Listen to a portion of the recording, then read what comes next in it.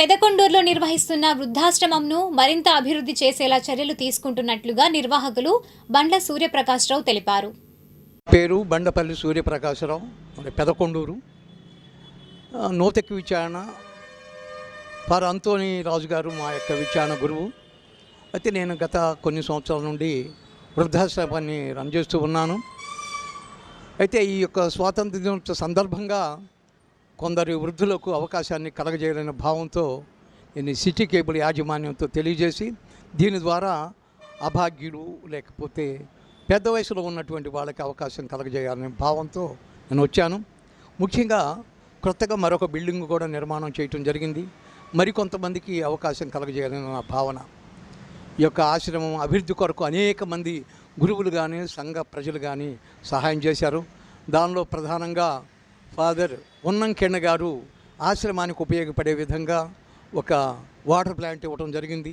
₹1,00,000 చెక్కు రాసి ఇంకా నన్ను అనేక విధాలుగా అభివృద్ధి పరిచారు. ఇంకా చెప్పాలంటే కొమ్మారెడ్డి కిరణ్ గారని వాళ్ళ గుండెమేడ వాడు కూడా ఈ యొక్క ఆశ్రమం అభివృద్ధి కొరకు కొంత సహాయం చేశారు.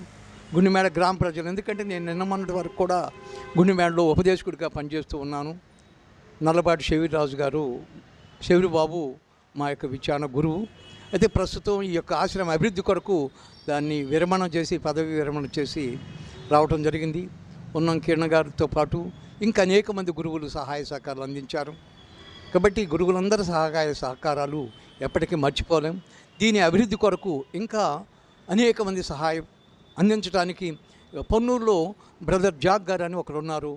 వారు కూడా ఈ యొక్క క్రొత్త గృహ నిర్మాణానికి కొంత ధన సహాయం చేశారు.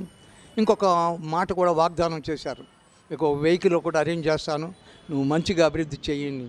ఎందువల్లంటే వారినే చేయమని చెప్పాను.